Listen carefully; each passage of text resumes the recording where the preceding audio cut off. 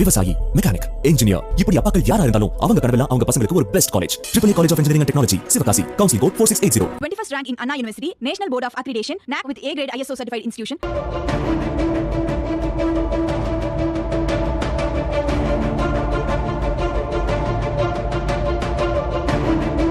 மௌனமாக தமிழ்நாட்டை சூழும் நீரிழிவு பேராபத்து. தமிழ்நாட்டில் 23 விழுக்காடு பேருக்கு நீரிழிவு பாதிப்பு.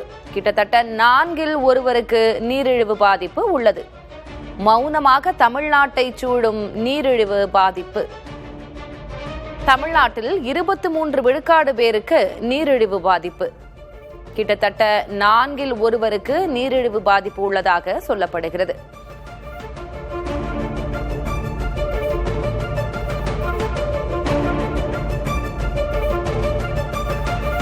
மௌனமாக தமிழ்நாட்டை சூடும் நீரிழிவு என்ற பேராபத்து. தமிழ்நாட்டில் 23 விழுக்காடு பேருக்கு நீரிழிவு பாதிப்பு உள்ளது. கிட்டத்தட்ட 4 ஒருவருக்கு நீரிழிவு பாதிப்பு. ஆய்வுகள் சொல்லும் அபாயகரமான நீரிழிவு போக்கு. பாதிப்பின் வீச்சு 2028 18 விழுக்காடு. வெறும் 4 ஆண்டுகளில் 5 விழுக்காடு பேர் கூடுதலாக பாதிப்பு. ஆய்வுகள் சொல்லும் அபாயகரமான நீரிழிவு போக்கு.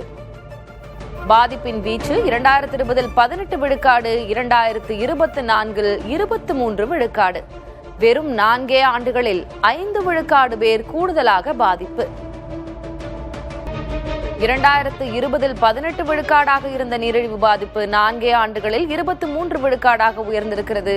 4 ஆண்டுகளில் 5 விழுக்காடு பேர் கூடுதலாக பாதிக்கப்பட்டிருக்கிறார்கள். ஆய்வுகள் சொல்லும் அபாயகரமான நீரிழிவு போக்கு குறித்த தகவல்களை பார்க்கிறோம். பாதிப்பின் வீச்சு 2020 18 விழுக்காடு, 2024 23 விழுக்காடு ஆக வெறும் 4 ஆண்டுகளில் 5 விழுக்காடு பேர் கூடுதலாக பாதிக்கப்பட்டிருக்கிறார்கள்.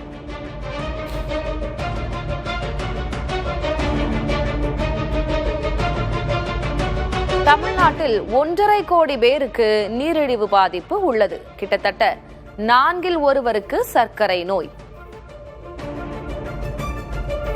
அதிக பாதிப்புக்கு உள்ளாகி இருக்கும் சென்னை மண்டலம் என்பதுதான் அதிர்ச்சி செய்தி. தமிழ்நாட்டில் 1.5 கோடி பேருக்கு நீரிழிவு பாதிப்பு உள்ளது. கிட்டத்தட்ட 4 ஒருவருக்கு சர்க்கரை நோய்.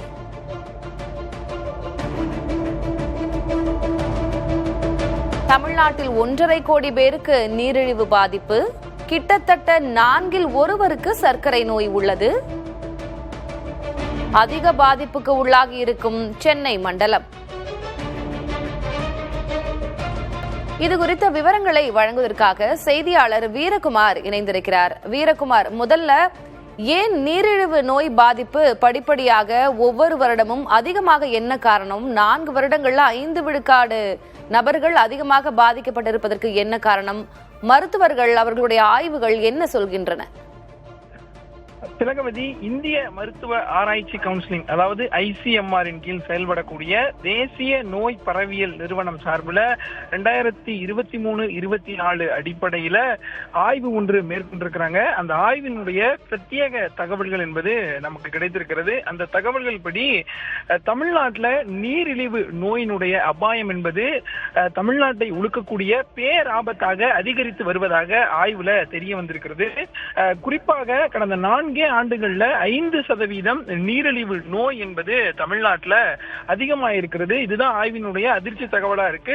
கடந்த 2020ஆம் ஆண்டு மேற்கொள்ளப்பட்ட ஆய்வின்படி 18 வயதிற்கு மேல் உள்ளவர்கள்ல 18% பேர் நீரிழிவு நோயால பாதிக்கப்பட்டிருந்தாங்க. ஆனால் 2023-24 சமீபத்திய ஆய்வின்படி பாதிப்பானது 23% அதிகரித்திருக்கிறது. அதாவது வெறும் 4 ஆண்டுகள்ல கூடுதலாக 5% பேர் நீரிழிவு நோயால தமிழ்நாட்டில் கூடுதலாக பாதிக்கப்பட்டிருக்காங்க. இது மிகப்பெரிய அதிர்ச்சி செய்தியாக இருக்கு. குறிப்பா 2023-24 மக்கள் தொகைப்படி சுமார் 8 கோடி என மதிப்பிட்டால் அதுல 18 வயதிற்கு மேல் உள்ளவர்கள் சுமார் 6 கோடி 50 லட்சம் பேர் இருப்பார்கள். இந்த 23% கணக்கீட்டின்படி பார்த்தால் தமிழகத்தில் மட்டும் 1 கோடியே 50 லட்சம் பேர் நீரிழிவு நோயால பாதிக்கப்பட்டிருக்காங்க அப்படிங்கிறது அதிர்ச்சி செய்தியா ஆய்வுல கிடைத்திருக்கிறது. அதாவது தமிழ்நாட்டில் 18 வயதிற்கு மேல் உள்ளவர்கள்ல 4 ஒருவருக்கு நீரிழிவு நோய் பாதிப்பு இருக்கிறது அப்படிங்கிறத பெருஞ்செய்தியாக நம்ம பார்க்கிறோம். குறிப்பா சென்னை, செங்கல்பட்டு, திருவள்ளூர், காஞ்சிபுரம், திருச்சி, சேலம் போன்ற பெருநகரங்கள்ல இந்த நீரிழிவு நோயோட தாக்கம் அது மிக அதிகமாக இருப்பதா தெரிவித்திருக்கிறாங்க. நீரிழிவு நோய், அதாவது இந்த சர்க்கரை நோயால பாதிக்கப்பட்டுள்ள 1,50,00,000 பேர்ல வெறும் 20% பேர் மட்டுமே முறையான மருந்து மாத்திரைகளை உட்கொண்டு சர்க்கரை அளவை கட்டுப்பாட்டில் வைத்திருப்பதாகவும், மீதம் இருக்கக்கூடிய 50 லட்சம் பேர் சர்க்கரை வியாதி இருப்பதை அறிந்தும் முறையான மருந்து மாத்திரைகளை சாப்பிடாமல் அலட்சியமாக இருக்கிறார்கள் என அதிகாரிகள் தெரிவிக்கிறாங்க. அதே போல மற்றவர்கள் பாதிப்பு அதிகமாகும் போது, சர்க்கரை நோயினுடைய அளவு அதிகமாகும் போது தற்காலிகமாக மருந்து எடுத்துக்கொள்வது, அலோபதி மற்றும் சித்தா மருந்து என மாறி மாறி மருத்துவம் பார்ப்பது என தங்களது உடலை சோதனை களமாக்கி இருப்பதாகவும் தெரிவிக்கிறாங்க. மருத்துவர்கள் ஆய்வு மேற்கொண்ட அதிகாரிகளுடைய கருத்து என்னன்னா, சர்க்கரையினுடைய அளவு உடல்ல 140 தாண்டும் போதே சரியான நேரத்துல தகுந்த மருத்துவரை அணுகி முறையான மாத்திரைகளை தொடர்ந்து சாப்பிட வேண்டும் என தெரிவிக்கிறாங்க. இதுல நீங்க கேட்ட மாதிரி ஏன் தமிழ்நாட்டுல அதிகமா இருக்கு அப்படிங்கறத பார்க்கும்போது, வட மாநிலங்கள்ல விட தென் மாநிலங்கள்ல, கேரளா, தமிழ்நாடு, கர்நாடகா உள்ளிட்ட தென் மாநிலங்கள்ல இந்த சர்க்கரை டயபெட்டிஸ் நோயினுடைய தாக்கம் என்பது அதிகமா இருக்கு. வட மாநிலங்கள்ல குறைவாக இருப்பதா ஆய்வுல தெரிஞ்சிருக்கு. இதற்கு முக்கிய காரணம் தென் மாநிலங்கள்ல இயந்திரமாக்கல் காரணமாக மக்களுடைய உடல் உழைப்பினுடைய திறன் என்பது பெருமளவு குறைந்து விட்டது. மேலும் தென் மாநில மக்களினுடைய முதன்மை உணவாக அரிசி சார்ந்த உணவுகள் தான் இதற்கு முக்கிய காரணம் என தெரிவிக்கிறாங்க. பீகார், ஒடிசா போன்ற வட மாநிலங்கள்ல மக்கள் முழு நேர கடின உடல் உழைப்பு காரணமாக அங்கு நீரிழிவு நோயினுடைய பாதிப்பு குறைவாக இருக்குன்னு தெரிவிக்கிறாங்க. தமிழ்நாட்டை விட கேரளாவில் நீரிழிவினுடைய தாக்கம் இன்னும் சற்று கூடுதலாக இருப்பதாகவும் தெரிவிக்கிறாங்க. மிக மிக முக்கியமாக தமிழ்நாட்டில் நீரிழிவு நோயால பாதிக்கப்பட்டவர்களுக்கு அடுத்த கட்ட பக்க விளைவாக 3 முக்கிய நோய்கள் வருவதாக தெரிவிக்கிறாங்க. முதல்ல சிறுநீரக செயலிழப்பு, அதனைத் தொடர்ந்து கண் பார்வை குறைபாடு, அதற்கு பிறகு கால், பாதம், முட்டிகள்ல ஆறாத புண்கள். இந்த விளைவுகளாலேயே நீரிழிவு நோயால பாதிக்கப்பட்டவர்கள் அதற்கு அடுத்து இந்த 3 விளைவுகள்ல முக்கிய விளைவுகள்ல பாதிக்கப்பட்டு உயிரிழப்புக்கு நேரடியாக ஆளாகிறாங்க அப்படிங்கறத அரசு இந்த ஆய்வின் மூலமாக கண்டறிஞ்சிருக்கிறாங்க. திட்டத்தின் மூலமாக 1,50,00,000 பேருக்கு இந்த நீரிழிவு, ரத்த கொதிப்பு இருப்பதை கண்டறிந்து அவர்களை தொடர்ச்சியாக அதிகாரிகள் ஆய்வு செஞ்சுட்டு வராங்க. இறுதியா தமிழ்நாட்டில் பலரும் தங்களுக்கு நீரிழிவு நோய் தெரியாமல், அறிகுறிகள் தெரிந்தும் அலட்சியமாக செயல்படுவதாலேயே இந்த நோயினுடைய தன்மை தீவிரமடைவதாக அதிகாரிகள் எச்சரிக்கையா தெரிவிக்கிறாங்க.